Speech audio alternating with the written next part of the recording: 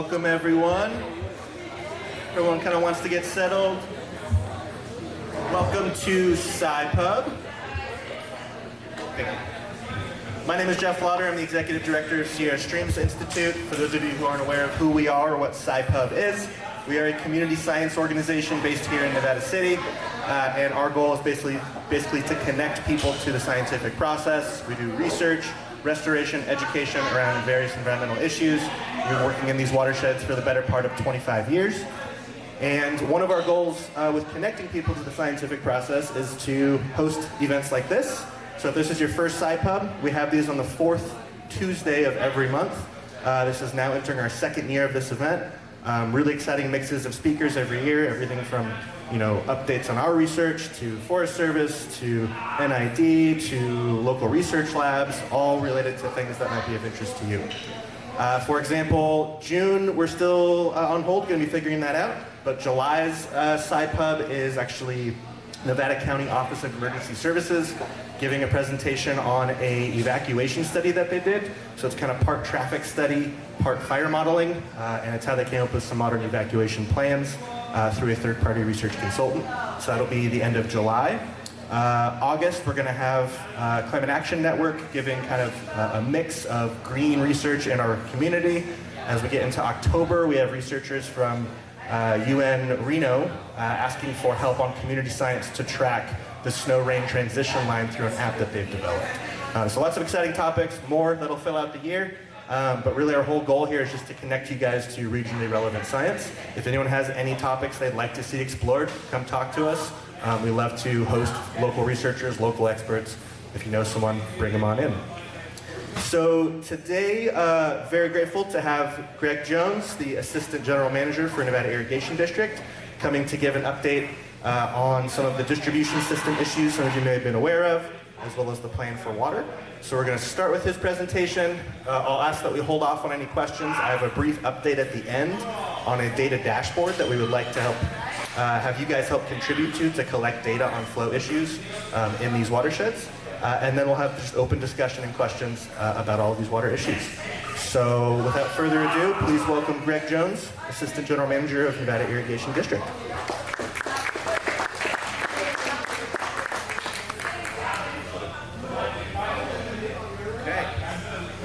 Thanks, Jeff. Thank you, everybody. Hi, I'm Greg Jones.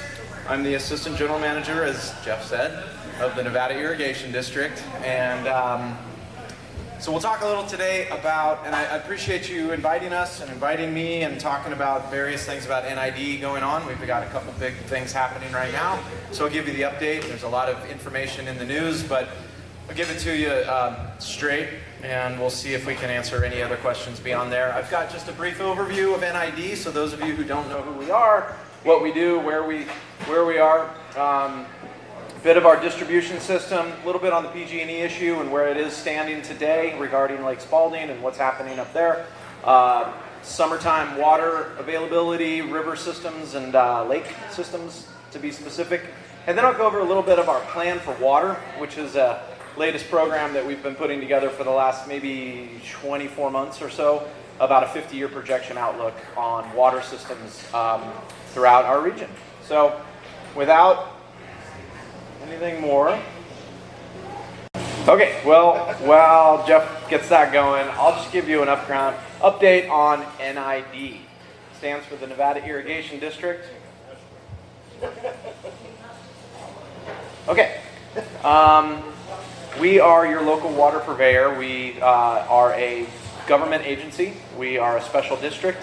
We have roughly 28,000 customers throughout Nevada, Placer, and Yuba counties.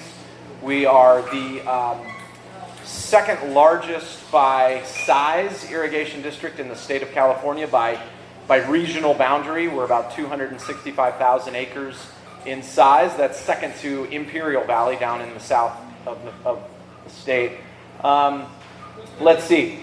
We really have about 25 reservoirs that we manage, operate, maintain, and actively utilize to bring water from the High Sierra all the way down to Nevada City, Grass Valley, and all the way as low as Lincoln. So we bring water as a drop of water falls from 68 100 feet in the Sierra Nevada. It flows all the way down to about 140 feet down at Lincoln. We track that water and we manage that water as it goes through our whole system. We have, that water falls through about 7 powerhouses, produces about 82 megawatts of power. We have 6 water treatment plants, 1 in Placer County, 5 in Nevada County. Let's see. We have operated since 1921 is when we became an organization and an entity. We have about 53 water rights. Half of those are pre-1914, which means we have the most senior water rights of all. It's a very highly skilled water right that we enjoy, and the state is constantly we're working with them and having to identify where those waters are delivered, how they're utilized, and ensure that we have beneficial uses for them. We have over 500 miles of canal. You've seen a lot of those running through Nevada City, Grass Valley, Nevada County. Over 400 miles of treated water pipe. We've got about 200 staff.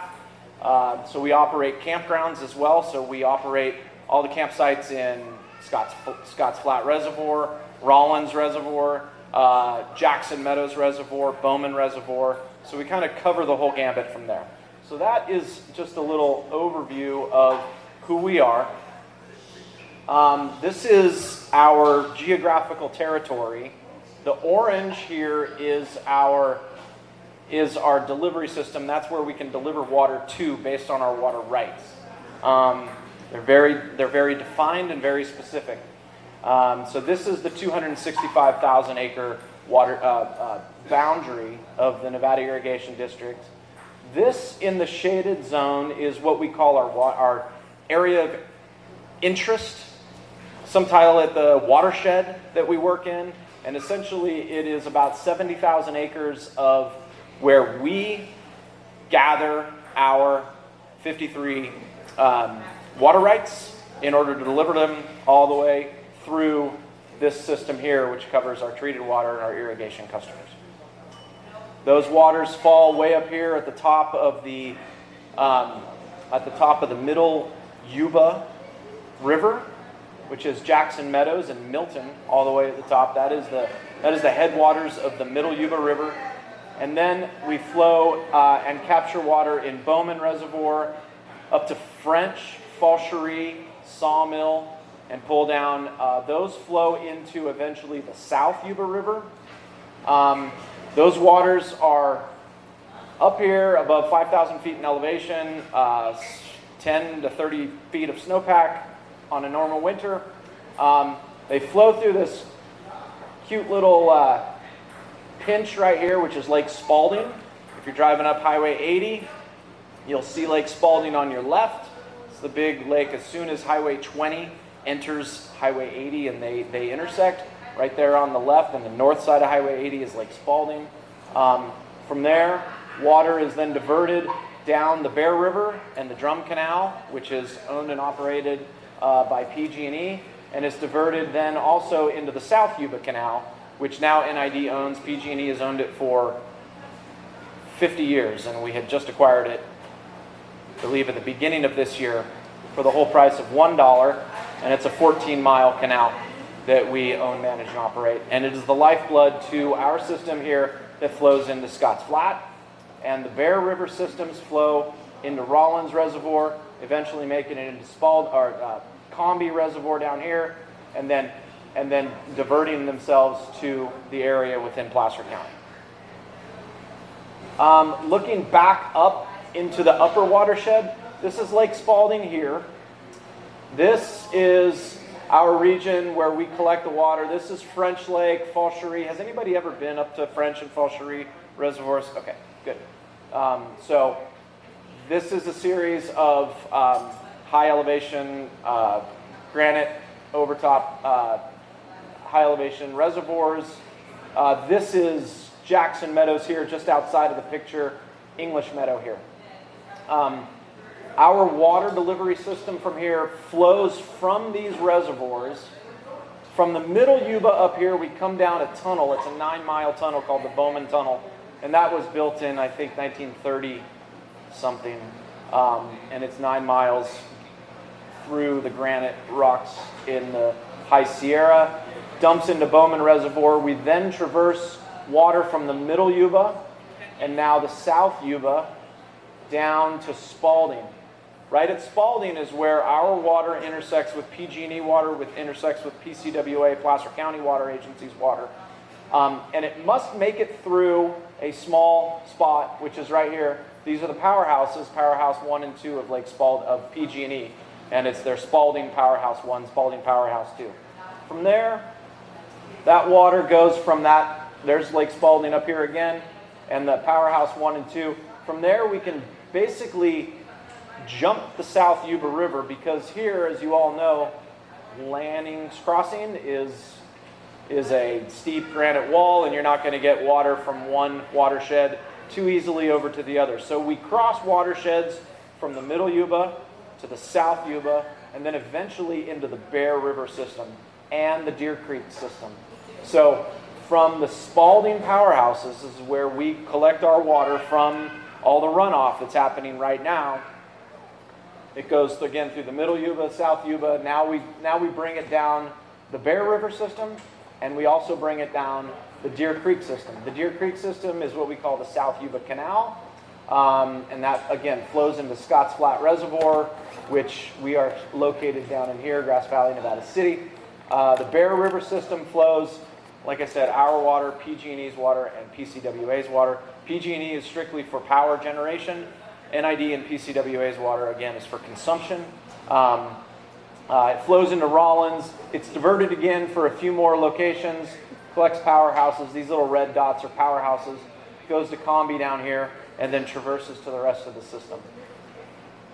This is a high level, I don't imagine you guys can see this, so I apologize, but these are our two primary water distribution systems as we, this is the Deer Creek system, which is the Scotts Flat, and that's over here. That connects all of Nevada City and Nevada County with our irrigation canals.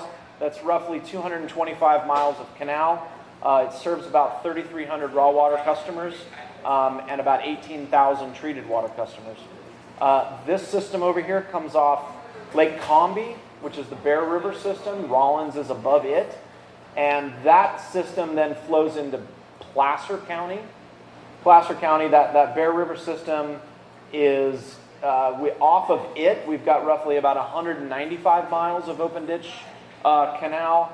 It serves about 3,600 raw water irrigation customers, as well as about 5,000 treated water customers. So these are important distribution systems within the Bear and the Deer Creek system that comes from the upper elevations, and it is snowpack that this system was created on over 100 years ago. It was created from the old mining corporations.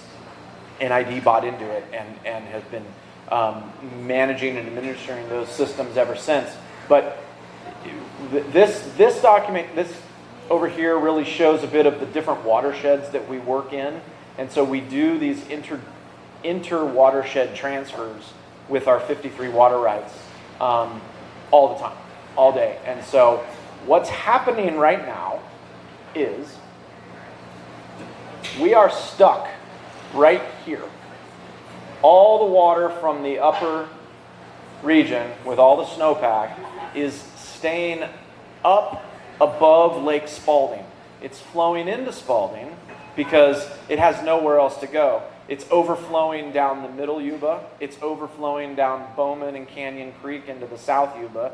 And it's overflowing of Spalding, because Spalding still has all of its other South Yuba rivers and lakes above it. It's got Van Norden, it's got Fordyce, and so there's other reservoirs above that as the snow melt comes down and we get into June and July, all that snow is going to be gone in about a month, and it's going to be water that we could have then captured in our lower reservoir systems, but we can't now because of a problem right here. So I kind of think of it as it's an hourglass. Everything that's our watershed is up here. Everything that is our distribution system, our homes, our farms, our way of life, is down here. Right there is the pinch point where all water from the South Yuba and the Middle Yuba have to go over Spalding, cross the South Yuba River, and then make its way down the Bear and the Deer Creeks. So this is the powerhouses at Lake Spalding. And the earliest map that I found was around 1922 or 23. It showed a powerhouse system here. These powerhouses have been here since the early 1900s, put in a long time ago. And this lake was there at that time. Powerhouse 1, Powerhouse 2, this whole system and the dam and Lake Spalding in total is owned, operated, managed, and built by the Pacific Gas and Electric. So they own it all. NID has a coordinated operating agreement with PG&E where we have the ability to transfer and convey essentially our water, the water that is within our 53 water rights that we capture above on Canyon Creek, the Middle Yuba, the Bowman Corridor. We can pull it into Lake Spalding. It comes down these penstocks. It creates power for PG&E, which is a good thing. They like it, but it brings our water down, and then it goes down another probably 2-mile tunnel from here, and it creates what it's called the Drum Spalding Canal. That water eventually makes it into the Bear River. It makes it into it's split between NID, PG&E, and PCWA waters. It is that open ditch canal as you're coming down Highway 20 from Highway 80, and you see the water flowing up on the right, and you're like, the eighth wonder of the world, water's flowing uphill. That's the Drum Spalding Canal. So we'll talk about that in a second. Powerhouse number 2 is a little lower, as you can see on elevation, and it connects directly to the South Yuba Canal. So NID just purchased, I think it's 17 miles of the South Yuba Canal above Scotts Flat Reservoir until it gets to this area in general. But there's about a mile of pipe, 54-inch, so 5-foot plus tall pipe hanging on the side of a rock outcropping. You can see these are not, very conducive to just putting something there and you shimmy it in there and it'll be there for another 100 years. So it's a 54-inch pipe hanging on the side of a cliff, exposed to all the elements. And it's been there for 80 years, 100 years, something like that. I mean, not that exact pipe, but the system has. So what happened? Okay, so what happened? If you haven't read about it or seen it yet, Powerhouse number 1 has 2 discharge horns and a structural column underneath, and it's essentially part of the tunnel. There's a tunnel underneath here that goes, and so there's an element of a structural foundation which is underneath this building that has eroded away, completely eroded away. It's usually underwater. It's where the penstock and the water comes down, and it will be underwater for a long time. We do not have any idea of how much that was maintained, how often they looked at it at all. But that column eroded. They have to fix that column. There is what's called these discharge horns, which typically would pull water after you've produced the power. It discharges the water from the system. 2 of those completely failed, and those are about 4 foot, 3.5, 4 foot in diameter horns that push the water through. Those both have completely failed. So you have 2 discharge horns that failed. You have 1 structural column that has completely failed. So they needed to fix that. And so that is what they're doing. They believe that right now, late June, mid to late June, is when they will have completed 1 repair of a discharge horn. The second discharge horn, it's too tight in there, so it's a really confined space, and so they can't fix both at the same time while they got to fix the column, the structural column, first. And so they have to do 1 discharge horn at a time. Each horn roughly delivers about 350 to 400 CFS of water. So we anticipate that by late June, we'll be able to run only half of what normally runs through there, but it's still enough to limp us into the end of the summer with the conservation that we've asked for. The second two items that are really are a problem, but they are all dependent on a repair of the pipe. The internal wicket gates on this lower powerhouse are blown, and so they really can't push water through there without fixing those wicket gates. So they're working on that. And then the low outlet valve you saw in the previous, it was a spurt of water that came out the bottom. That's somehow been damaged and doesn't work anymore right now either. So you can't get water. Typically, if that was broke up top, we could get water from the low outlet valve through the powerhouse number 2 and down to the South Yuba Canal and then into Scotts Flat Reservoir. Well, unfortunately, this one's a little hard to see, and I apologize. The South Yuba pipe, which, like I said, is about a mile of PG&E asset, is broke, and you can see it hanging on the side of the cliff right there. This is way up here is where the rock slide happened, and this is a close-up of that rock slide, probably the size of this room. Just a freeze-thaw, freeze-thaw, freeze-thaw, and it just happened to blow. It was a totally natural event, but it launched from way at the top here and just cascaded, you can imagine, a boulder field of pain down the rock slope, and it just took out and hit a massive steel pipe and pulled it off the hillside. So that was a unique event. Totally, you couldn't foresee that happening, but unfortunately it happened right at the same time that Powerhouse 1 went offline. So we can't get any water out of that pinch point up there. So, damn. So we're like, darn it. Okay, so what do we do? What it really honestly means at the end of the day is we're not able to we've had a wonderful winter. You've been skiing, you've been up there enjoying it. We've had a great couple years. We've had an incredible winter this year. And we're like, oh, thank God we got another good summer that we don't have to talk about drought. We don't have to talk about anything. Unfortunately, we're in this weird now reverse drought. Man-made drought, artificial drought, whatever you want to call it. And we're unable to take that snowmelt that's happening right now and deliver it to Rollins and Scotts Flat. So right now, typically, irrigation season starts April 15th. We typically would be pulling irrigation down, and people would be starting to be watering their systems and watering their farms and their lots. And we would refill that with all the snowmelt that comes down through the Spalding Powerhouse and through the Upper Division watershed. We can't refill. So things are now we're starting to flow water out, and we don't have any refill to come in. Yes, sir? There's inflow to Spalding, and it has to be spilled somehow into the drainage coming downstream to Rollins and drainage. So his question is, there is inflow coming above Spalding and going into Spalding. That is correct. Absolutely correct. However, Spalding is the South Yuba River. That outflow, that spill, is going into the South Yuba River, which is why South Yuba River right now is so high and it's flowing so fast. All of the outflow that's coming from the above, from Falls Sharif, from Fordyce, from Van Norden Meadow, from Bowman, is all flowing into Spalding and flowing into the South Yuba River. It can't get over this system.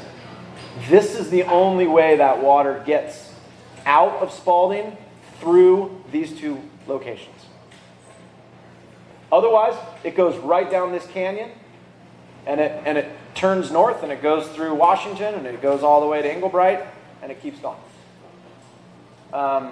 So there is some good news out of this, right? We're able to go, hey, we've had great spring. We've had an incredible spring. It's been wet. It's been cold. It's, there's a lot of fields that are green right now. A lot of people aren't having to turn on their irrigation systems too early and just cranking it. We could, we've had a really great winter, a lot of rain at the lower elevations. So the ground is well saturated, and that's really good for the farms and irrigation. So a lot of our customers have volunteered to cut back. We've cut back roughly 44,000 acre feet of storage, and this was a couple weeks ago. That's almost the size of Lake Combi. Lake Combi's 5,500 acre feet. So we've had a lot of customers calling in and saying, you know what, I don't need the 7 inches or the 1 inch that I buy typically. I just need half an inch. So our guys go out there and they adjust that orifice, that box orifice. We've had a lot of, like I said, a lot of good conservation. The pipe has been ordered. It used to be late August, early September. Now it's early August. They'll fix that. So the first thing that will be fixed is the powerhouse number 1, which is 1 discharge horn, half the amount of flow. And then in August, we'll get the second pipe fixed, and we'll then be able to drag and utilize our upper division reservoirs, Jackson Meadows and Bowman. We'll start be able to operating them and bringing those reservoir levels down in August in order to start filling the lower reservoirs, Rollins and Scotts Flat. Now, the problem is with all this is that, number one, most of these repairs are all going to be done after the snow's melted. All that volume of water is, to us, we call it lost to the system because we cannot capture it anymore. It's down the South Yuba, it's down the Middle Yuba. We're uncertain of what the recharge is going to be for next winter. Anybody's guess? Flip a coin. Could be really great. I don't know. We're going to be lower in Rollins and Scotts this year than we normally would be. And you're going to start seeing that starting this week as it starts to warm up. You're going to really start seeing that. It does come for us as a financial cost. We're giving money back to some of our customers who went from 2 miners inches to 1 miners inches. We're not able to generate power that we normally would generate. Our recreation is taking a huge hit. A lot of people are canceling. They're not going to come. A lot of boat slips are going to go dry all season. So we're taking a financial hit, and we just know that. This is a reservoir forecast of Rollins just as of last week. So if you can see it, it's kind of hard to see, but this green line up here is our average, our 10-year average on Rollins. Right about 65,000 acre feet. Drops a little bit by the time we hit the end of August, and then it starts to come back up sometime in September. This red line is where we anticipate Rollins is going to be by August 31st. Let's see. Peninsula campgrounds, boat ramps will be out of water by about mid-June, early July. This line right here is Peninsula. And then the lake is going to get, by about August 31st, it'll be right at or by the Long Ravine boat ramp. Let's see where this is. Greenhorn and Orchard Springs will stay about the same, or they'll be just above waterline. So Rollins is going to drop really hard, really fast, come June 30th. And that's because we're forecasting dry weather, we're forecasting warm, we're forecasting people are going to be watering their ag, they're going to be watering their systems. So that's the forecast for Rollins. Forecast for Scotts is a little better. Scotts doesn't draw as much as Rollins does. Rollins takes a large hit. This purple line right here is average, 10-year average. This green line is where we're projected to go. And this is on 7/1, so July 1 essentially, the 2 discharge horns, or 1 discharge horn in Powerhouse 1 is repaired. And we're going to send out of that 400 CFS, we'll send about 35 or some percentage of that 35 CFS down the South Yuba Canal so that we can then get into Scotts Flat Reservoir. And about August 1st, we anticipate another 65 65 CFS of imports into Scott's Flat, because by then we anticipate that the pipe will be installed. So Scott's Flat's going to drop pretty low. It's going to definitely drop below the Cascade Shores pipeline, or it's Cascade Shores boat ramp by end of July, early mid-August, something like that. Okay, so that's an update on the NID. How am I doing on time, Jeff? That's a brief update. Switch gears really quick, and I'll jump through a little bit of our plan for water for you.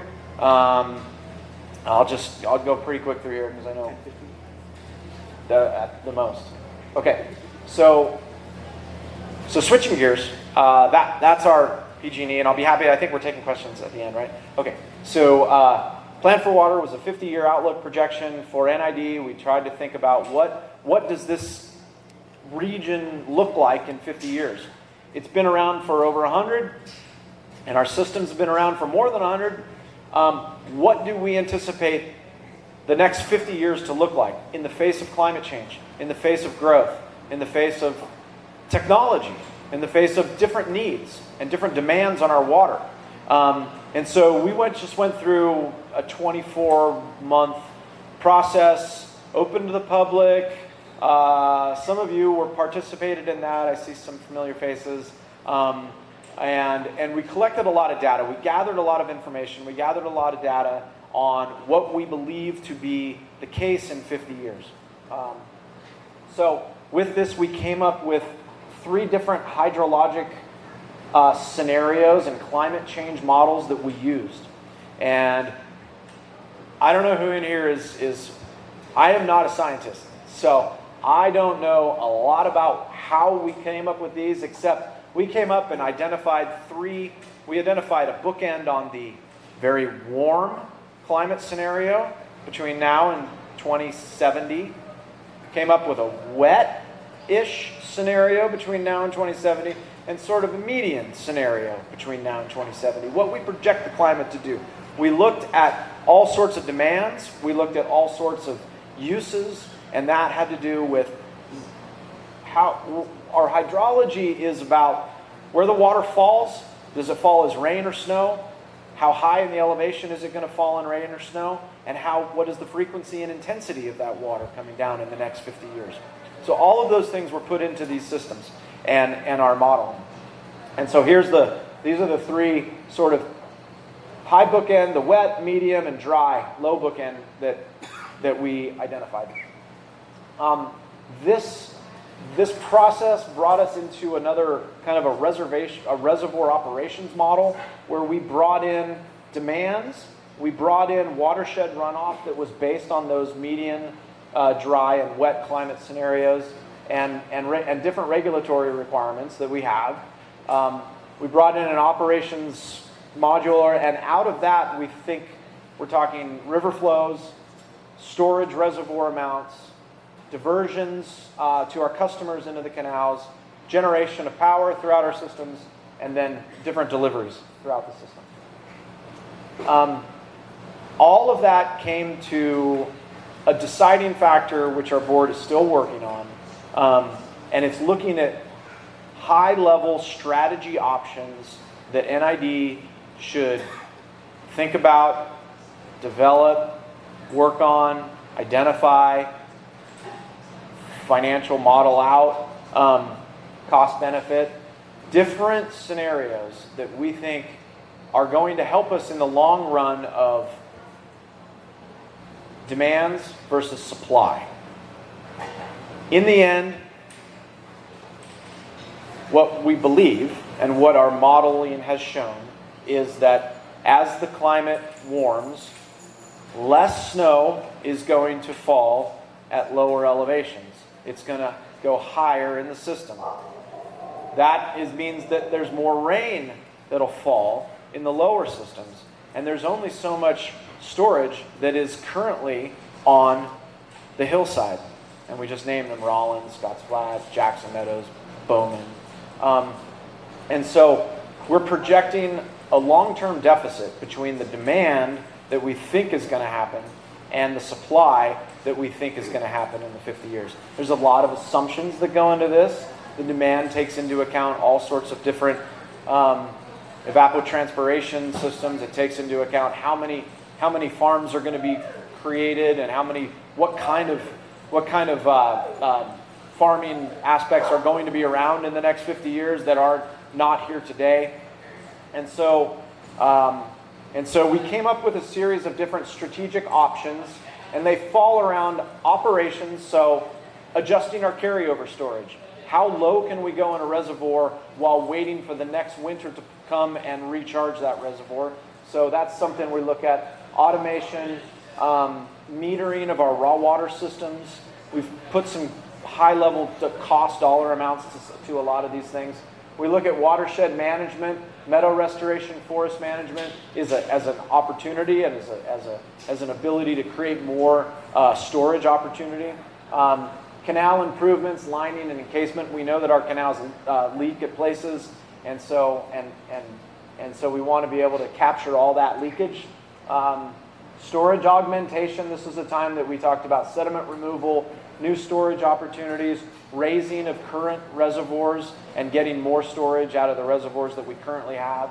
And then a whole slew of different items on the demand side management, right? We've got our drought contingency work, different educational opportunities, rebates, augmenting our irrigation system, maybe starting it a little earlier or a little later, ending it a little earlier, things like that. And a couple examples.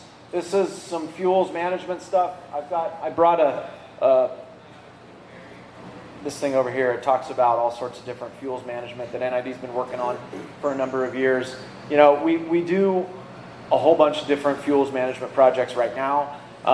This just happened to be a little simulation that we made from a 2019 treatment at Peninsula Campground, where we had about 2,700 trees per acre in Peninsula Campground. We went back through and we cut them down to about 139 trees per acre. And this is a simulation of what 2,700 trees will do in a fire that comes through versus 139 trees per acre. It just doesn't do the catastrophic failure that might happen.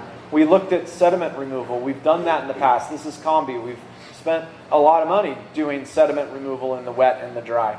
So there are large-scale projects that we are trying to identify and work through from the past, informing us in the future. This is my last slide.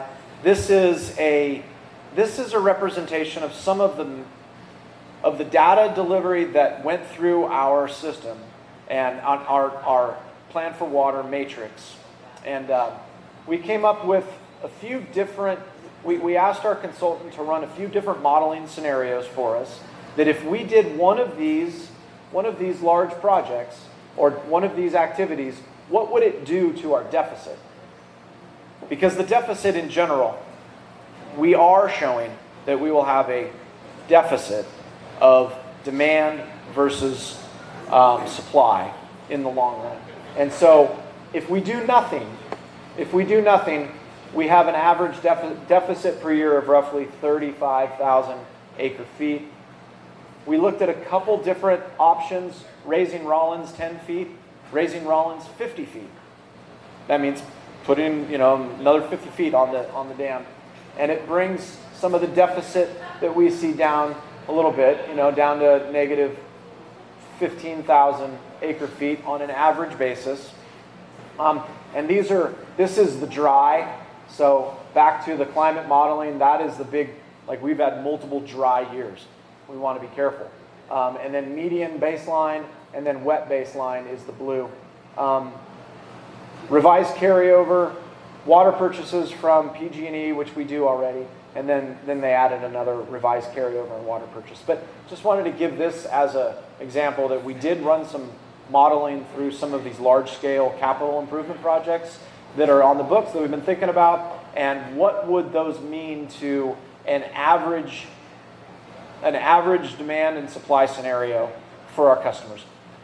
The plan for water process is still ongoing. The board is still looking at these scenarios. They're high level. There's no particular project. The only one project that is particular on there is that Centennial Reservoir. That is the only project that's technically still a capital project on the books, and so it's called out on its own, but none of these others are necessarily in the moment right now.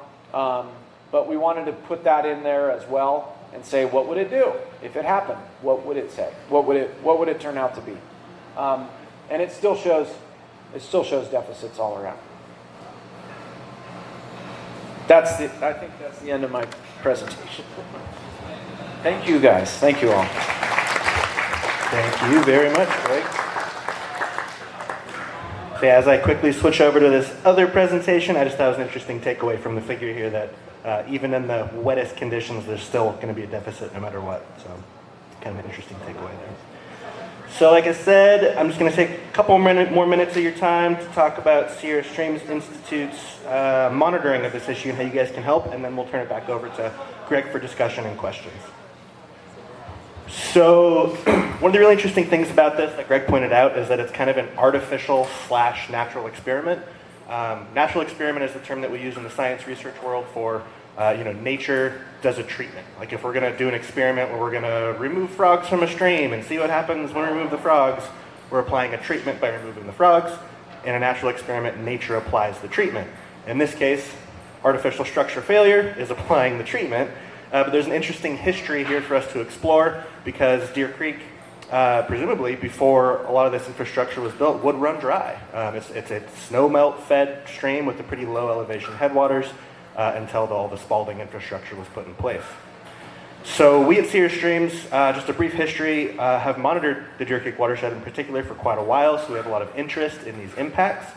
We started in 1995 as Friends of Deer Creek, expanded out in 2010 to be Sierra Streams Institute, but our core work through that entire history has been water quality monitoring and biological monitoring of response to changes in water quality. So we use these things called benthic macroinvertebrates to tell us about how a system is responding to change through community-based participatory research. So volunteers, community members get trained, go out, collect samples of fish, bugs, water quality, all of these things, and then over a very long time period, we can then look at how the system changes in response to stress. So by collecting baseline data just constantly, every month for 25 years, we can say, hey, this drought happened, how did the watershed respond?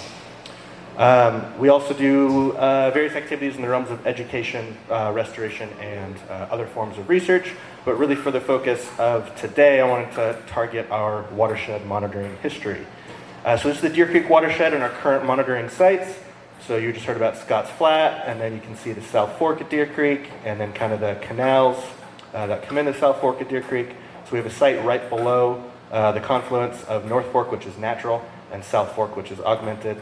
Scotts Flat here, run down into town, Little Deer Creek, main stem, some sites kind of between downtown and Lake Wildwood, above and below Wildwood, and all the way down to the confluence. We've been monitoring the majority of these sites for more than 25 years, and over that 25-year period, which I'll come back to in a second, we've had some interesting extremes in climate. So it is able to allow us to model future change to stress based on observed changes in response to those stressors. Same thing with Bear River. Bear River is a much bigger watershed. We have sites all the way up at the headwaters. This is Bear River Valley or Bear River Meadow when you go on Highway 20, kind of into the beautiful meadow before you pass the Spalding turnoff. And then we have sites all throughout the watershed, above Combi, above Rollins, and then all the way down to the lower watershed at the confluence with the Feather near Wheatland. We've been monitoring the Bear River watershed for the better part of 10 years now. About 10 years. So what's really interesting is that monitoring over the 25 years that we have, we've been able to see water quality and biological response to very extreme climatic and hydrologic scenarios. So over the last 20 years in particular, we've seen the hottest and driest years on record in California and the coldest and wettest years on record in California. So what we can do is look at how that influenced flow. So up here is drought severity. So more blue is more wet, more red is more drought.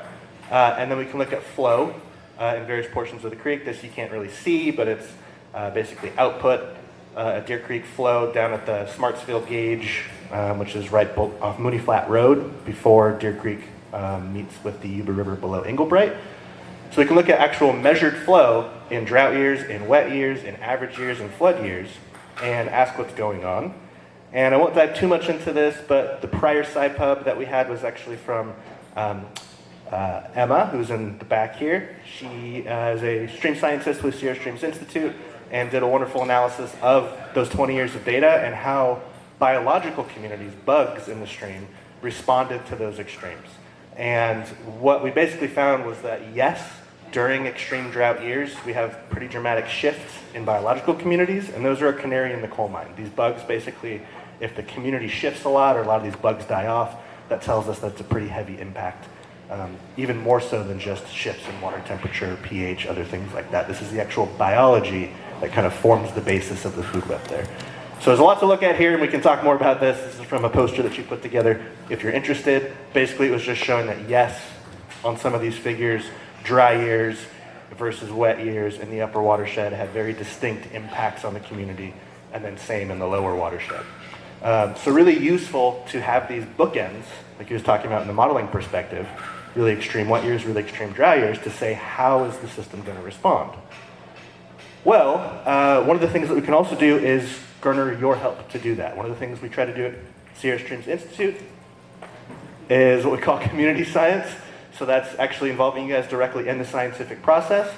We are just rolling out a new tool that we want to show you on our website, as well as on the tables. There's flyers with QR codes on them. We have a couple new data dashboard opportunities. So ways that you guys can engage with and look at and track water quality and eventually biological data across all the watersheds that we monitor, but then also submit observations to that dashboard. So beyond the flyer in front of you that has a QR code for your phone to access the site, I'm just going to kind of walk you through on our website how to get to this data dashboard and what it's doing for us. So on the homepage of our website, you'll see this banner at the top of the screen. It's a sliding banner, so wait a few seconds and it'll transition, or you can click the arrow to this. This was just put up today, and you'll see help us monitor flow impacts of PG&E infrastructure damage. Click here to submit your observations. If you click there, it takes you to this page. This QR code that's on the flyer in front of you also takes you to this page on your phone. So note that this is on the computer, but this is designed to be done on your phone. And what we're looking for here is flow observations that you collect out in nature. You're out hiking on Deer Creek, you're out hiking on the Bear River, and you see a site that's maybe lower than you remember it being, or you just want to contribute to our data set here. You click that link, give us your name and email address, click this button, and it'll ask you to take a photo. And you can take a photo of basically what you're looking at in the stream that caught your attention in terms of flow. Leave us a note, like on the bottom here. Just a weird example. I've never seen these rocks sticking out this much. Maybe it's a spot that you've gone to over the last decade and you see like the water's way lower than you remember it being. Leave us that note, and then when you leave the site and you click submit, it'll ask you on your phone if it can get your GPS location, and just hit yes. We've set this up so if those of you out there that are like me, that have your GPS turned off because you don't like tracking and all those conspiracy theories, it will just ask you to approve it just for using this app, and then it'll turn it back off again. And then what it'll do is it'll submit it to a data dashboard. So you won't see it get submitted, it'll just come to us on the back end. And what that's going to eventually look like, this part's still being built out. You can see an example if you go to our webpage, go to Programs, Monitoring, and then scroll down, and you'll see click here to see our monitoring dashboard. Click on that, it'll take you to this page. It's pretty in-depth, but you can pull out the slider on the left to learn all about our monitoring history, sites that we're monitoring all over these watersheds. You can choose Bear River or Deer Creek or different types of monitoring programs. And then down here, you can actually choose different water quality parameters over the history of our monitoring program and see how those things have changed. So for example, here, if I click on a site that's right here in Pioneer Park, it tells me the history of the site, bordering a popular dog park, tends to see high bacteria. You can then select one of these parameters that you're interested in at the bottom and select anywhere on this slider to choose different dates, and you can see how certain parameters have shifted over time. And then we're going to still build this out with more interpretation of what that means and why it matters to you. But eventually what we're doing is linking up that submission platform that I just shared with you to this dashboard. So all of your photos will show up on this map, and then over time we can track using those photos how much is flow changing, while also collecting our real in-stream flow using kind of, high resolution instruments and those kinds of things. So really looking forward to rolling this tool out. Really hope that you guys will all use it. An example of photos that maybe you want to submit are here on the right. So maybe it's a spot that you visited when it was really high flow and really low flow. given things change, season by season, but we're trying to just see how dramatically things are shifting this season through your guys' photos. So if you have any questions on how to use that, please let me know, but we would love to get your photos and anecdotal information as you're out there, just submitted through this platform. And that's that. So I'll turn it back over to questions and comments.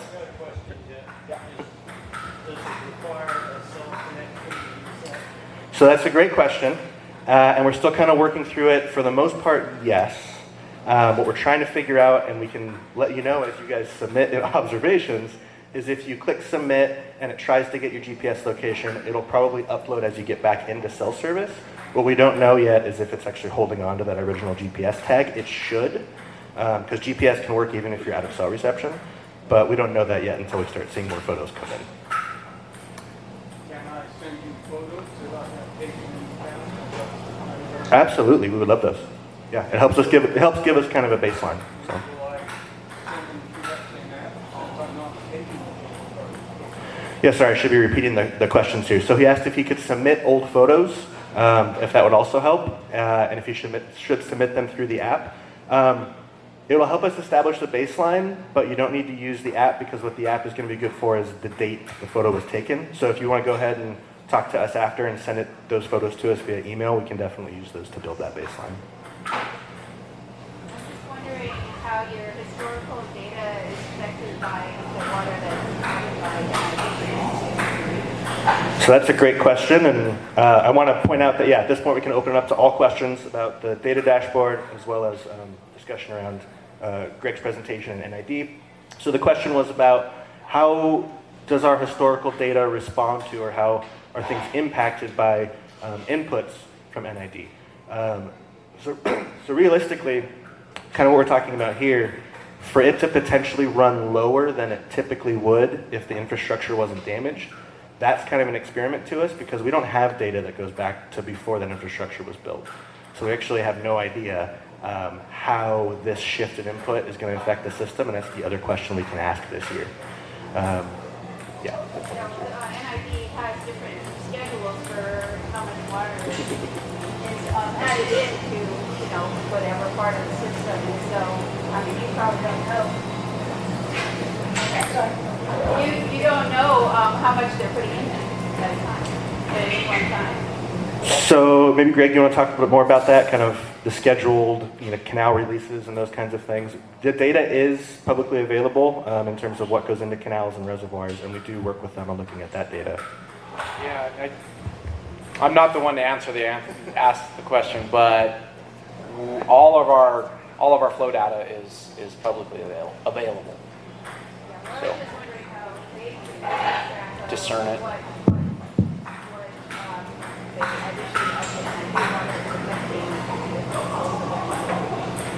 Oh, yeah. Yeah, I mean, Repeat the question. yeah, so again, the question is, how is the input of NID water affecting our results? I mean, it's definitely affecting it, but we don't know how much until we have potentially less input from the system. So we actually can't answer that right now, but it's a great question. Jeff, what do you think about the fall run salmon that are nesting in Deer Creek if they're not getting water this year or as much? Yeah, so that's a great question, and there's some multiple confounding variables related to that. So those of you who don't know, we have fall run and spring run Chinook salmon that do spawn in Lower Deer Creek. There's a natural barrier just upstream of the confluence between Deer Creek and the Yuba River, right below Mooney Flat Road. There's a big waterfall there. But salmon historically have even gotten over that waterfall, according to tribal member observations. But for now, most of the salmon do stay below that. We at Sierra Streams did a gravel augmentation project to help increase their salmon, or their spawning in that area below Lake Wildwood, and that was a success. But one of the issues that came up was when flows shift dramatically. For example, Lake Wildwood, who is not actually held to some of the same flow release standards as some other reservoirs are, when they rapidly increased flow and then rapidly ramped it down to do a dredging project in the past, it led to some strandings. So yes, flow is definitely going to impact salmon strandings in that area. This year has been an interesting opportunity to deal with that because Lake Wildwood is doing another drawdown this year, and because of our history working with them, tapped us to do a lot of the monitoring. We've been working with a new landowner at the confluence of Yuba and Deer Creek, who works for Caltrout, super supportive of the project. And basically we've been doing through all of fall and winter this last year, looking at how high flows and low flows impact salmon attraction. We call them attractor flows. So how salmon come up the stream, where they start to hang out, and then if flows get enough, draw down enough, do they get trapped? And at what flow does that happen? So we figured out what that flow was. There's a couple of particular areas where that's happening. And California Department of Fish and Wildlife and Lake Wildwood are all part of basically sharing this data to say, hey, when you're doing this drawdown this year, now based on that observation, you cannot go above that flow to then draw them in to get them stranded. And then if strandings occur, we have some mitigation measures in place.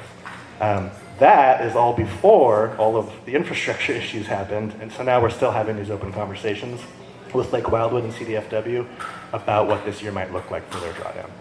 So yes, if there's low flow, the good part of that is that they'll actually stay downstream where there are more spawning areas for them.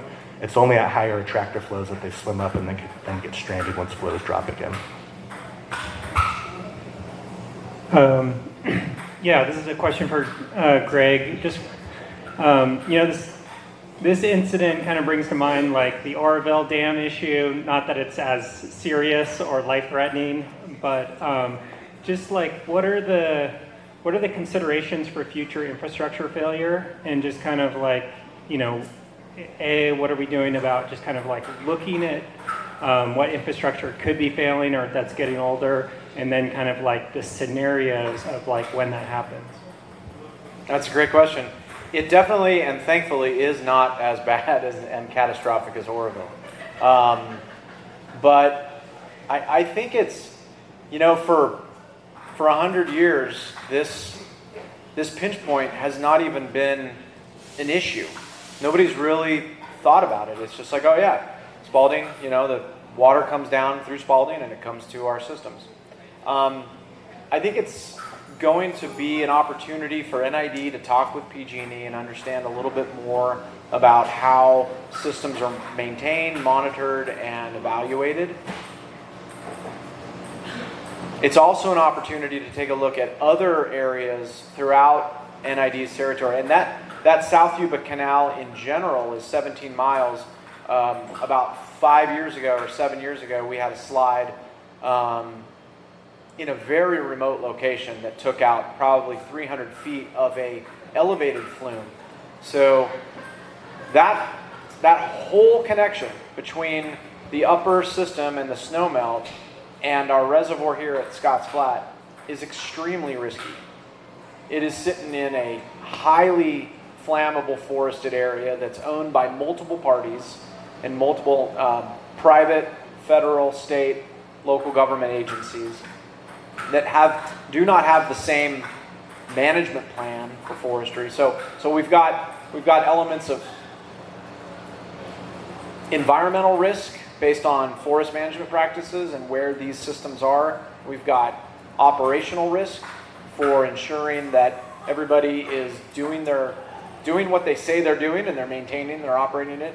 We don't have any pinpointed information or real information that would point to say that PG&E did not operate this place as standard and best practice. FERC, the Federal Energy Regulatory Commission, federal agency, comes and they do monitor and they check on them. The Division of Safety of Dams is always there. So they're under a tight regulatory environment as we are. And so we still are yet to determine how it's going to shake out, like what really happened. How did this get to be as bad as it is now? How did a foundation fall apart? Just rock, concrete foundation just disintegrate? And so we're still figuring that out, but I think in general, it really just goes to us as managers of the water system to really think about, every day there's something that can go wrong. And there are millions of locations that it can go wrong. 500 miles of canal, 400 miles of pipe. I mean, it's happening all the time. A pipeline is exploding. It's taken out Dorsey Drive. If you remember that one a few years ago. I mean, there are systems and there are things in place that to the best engineering knowledge that we have today and to the best risk management opportunities and putting benefit to risk evaluations on what to do, when to do, and how to do it, and at what cost. I mean, we're always thinking about all of those things because in the end, as a government agency, our ratepayers bore the cost of all of these repairs that go on, right? And so that is kind of the nature of it. So we're always trying to figure out, I mean, we have a list a mile long of repairs, needs, fixes, infrastructure upgrades, infrastructure improvements, and constantly hitting those as often as we can. But I think, back to your point of like, what can we do? There's some people that want to say, NID, you buy the land around that and you just make your own pipeline that goes around a big rock monolith and draw another 9 miles of pipe into the system, and then you maintain, manage it, and operate it, and then you know exactly what's going on. And that's true. That's a multi-million-dollar and very long-standing project. But we have to rely on our partners. PG&E is a long-standing partner to NID. We have operating agreements that are between us. We entrust their systems to operate and function at 100% as they do ours. A lot of their water flows through our systems as it comes down the Bear River. So we do have this back and forth where we're constantly, we're frenemies all the time, right? Does that help answer your question? Short of it is there's nothing we could do that will just completely cut off the risk and never have anything like this happen again. Maybe exactly like this at that exact location, we could probably make wake adjustments and ensure that doesn't happen. But from that point at Spalding all the way down to Scotts Flat is another 17 miles of elevated flume, open ditch. Lots of stuff can go wrong quickly. The question over here. A couple of years ago, we had all those meetings about and it just stopped. What happened? So we had a change of board.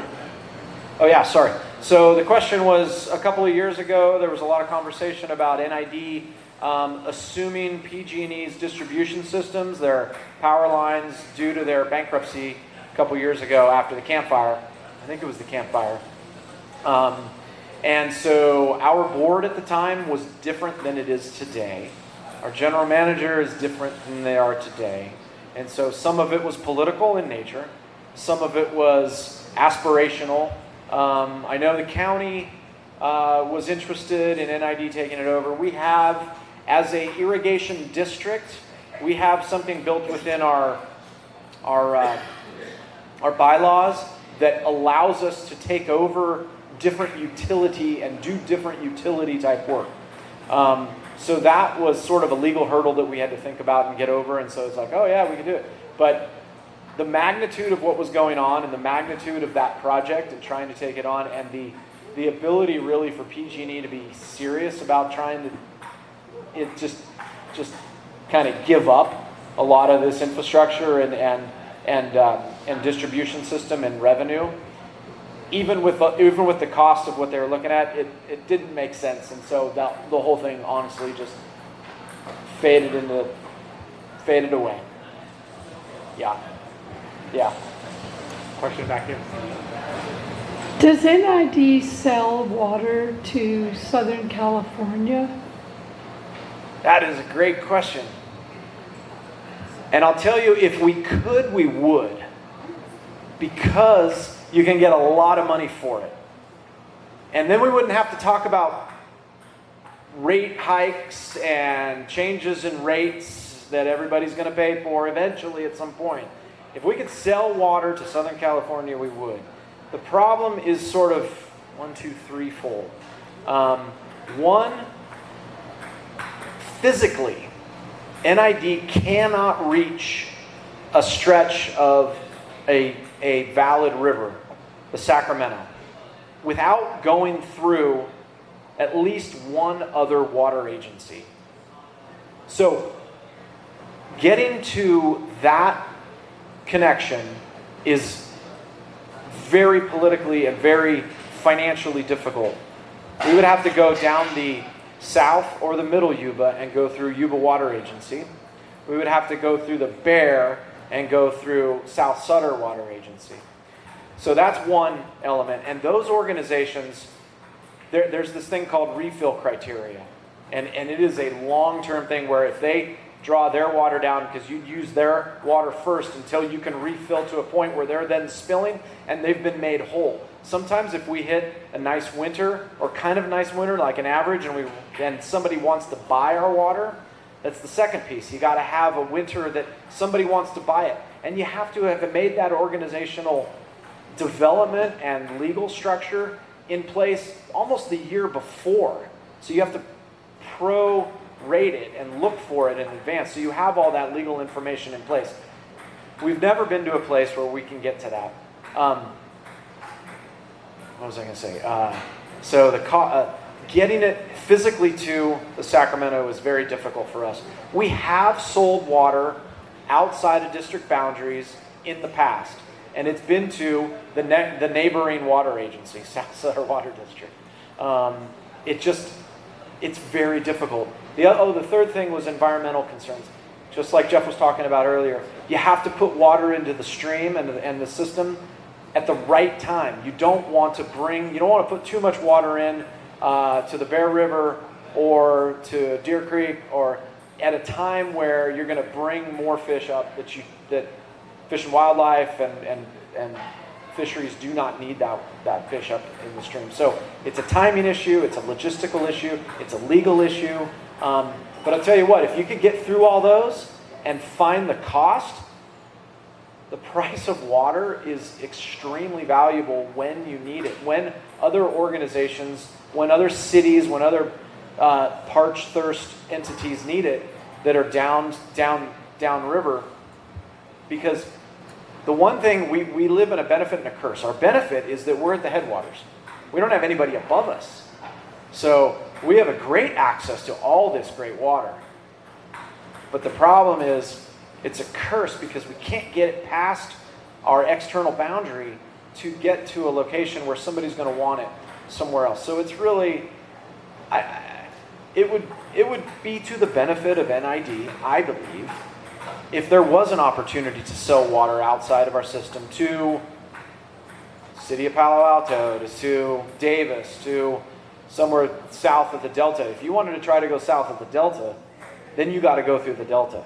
And that's another federal and state consideration that would be regulatory of all matters. But if you can sell it, there's actually a lot of money to be made in water that we don't necessarily need all the time, every year, every water year. But it's very difficult to do. We haven't done it in probably 10 years. Yes?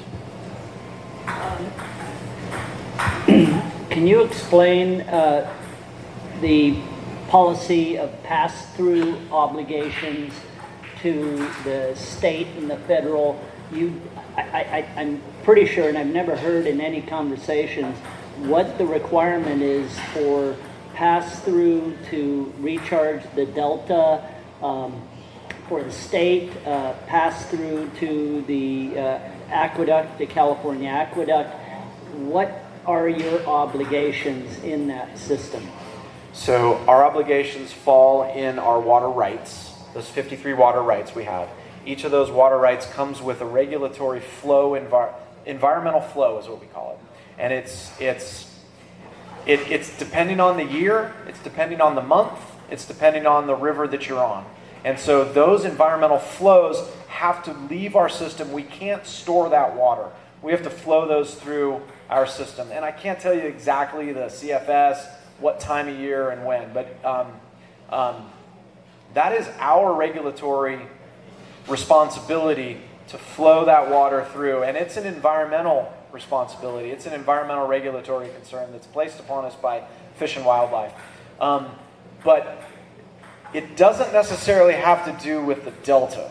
And when the Delta is in excess, when there's no water, when it's getting more salinity, I don't know if that's what you're referring to. But our regulatory flows are based on our water rights. And those are very well documented. Those are public information, and they're based on every single one of our water rights, and we monitor it and send all that information to the state. I don't know if it's quarterly or annually or something like that. And then in relation to that, because all of the water is now flowing through the South Yuba River, do you bank? Is it a banking system or is it just going? Yeah, no. I mean, how does it work? It is gone. We have vacated those rights for this period of time. We cannot bank that water as soon as it leaves our system, as soon as it flows over Jackson Meadows and Milton Reservoir into the middle, and it flows over Bowman, and it goes down Canyon Creek into the South Fork. We've vacated our rights to that water for this year, period. There's no banking. I can't charge Yuba Water Agency because they're gonna hold all of that water that's now leaving our South Fork and Middle Fork in Englebright, and they're gonna churn Colgate Powerhouse, and they're gonna make bank loads of money on the water that we can't divert and come down the Bear and the Drum, and we can't turn around and bill them for all the power that they've created on our water that's technically ours. I mean, this is essentially what an unimpaired flow regime is. It's 100% unimpaired flow. We can't get to that water. It's just flowing out of the system. And there's nothing we can do about it. Sounds like a lawsuit against PG&E for I don't want too many lawsuits. One question. You showed in the last slide, no matter what climate scenario, no matter what you do, we're going to have a deficit. But you haven't talked about demand, and we're wasting a lot of water. What can we do about that? Reducing our demand by agriculture, by residences, by fixing the canals that are leaking. Yeah, that was some of the scenarios. That wasn't a scenario that we actually modeled. We just modeled the supply side part of it, to be honest with you, because that was the only one you could model. But demand side is something that certainly is something that we have to bring forth. I mean, we have to be able to talk to customers.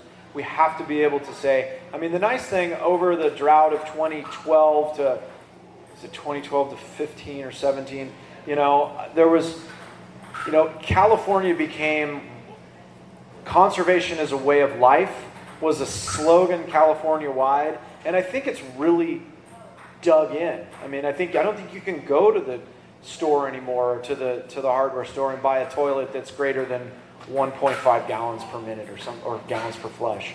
The technology is caught up with that conservation methodology. And so I think agriculture's next. I think agriculture is going to find some very keen and some very great opportunities. We're already hearing about it now. Our board members who are agriculture enthusiasts, they're his lifetime agriculture, Beerwagon and Johansson in particular, are really talking a lot about the beneficial elements that they've installed into their systems. Some of it costs money and you got to pay for it, but 80% roughly, 80% of NID's total water volume goes to our irrigation customers.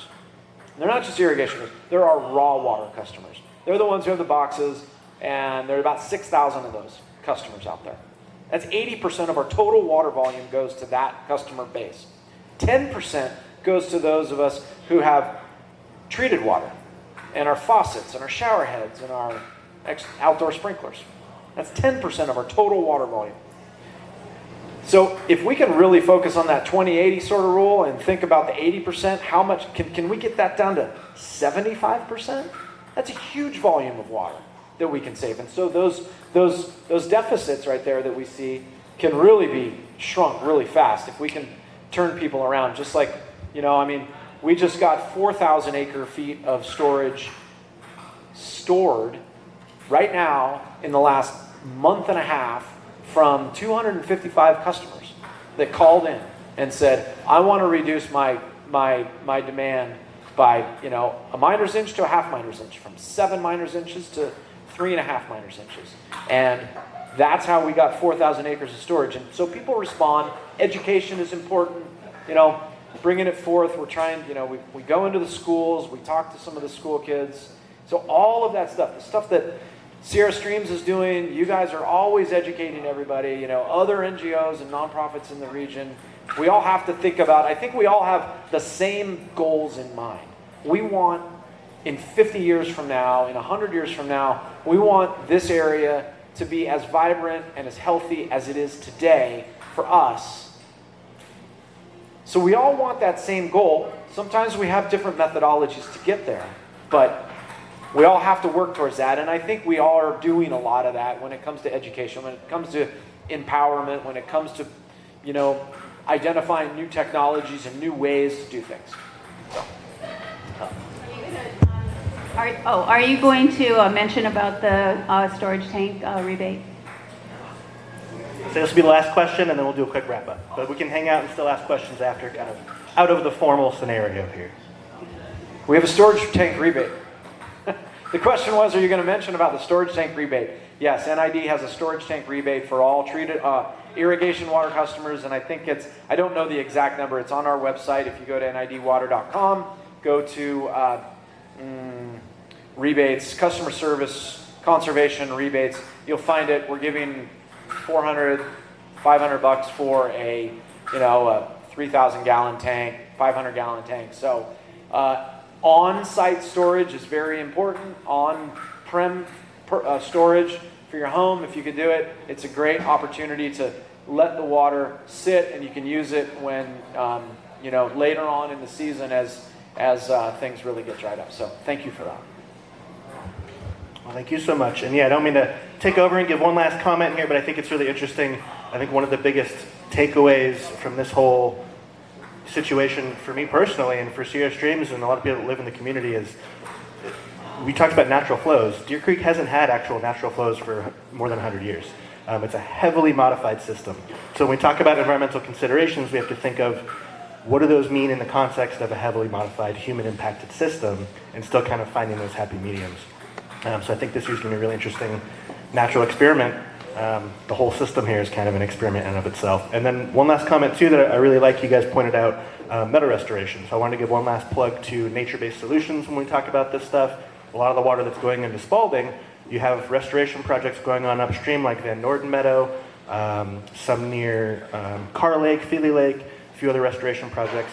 And remember that meadows are our natural reservoirs. So if all of those meadows up there were in natural working condition, water would flood out, percolate into the soil, and stay in that soil for longer into the season, and then it would slowly then flow down into Spalding, and probably less of it would flow to the Yuba than is now.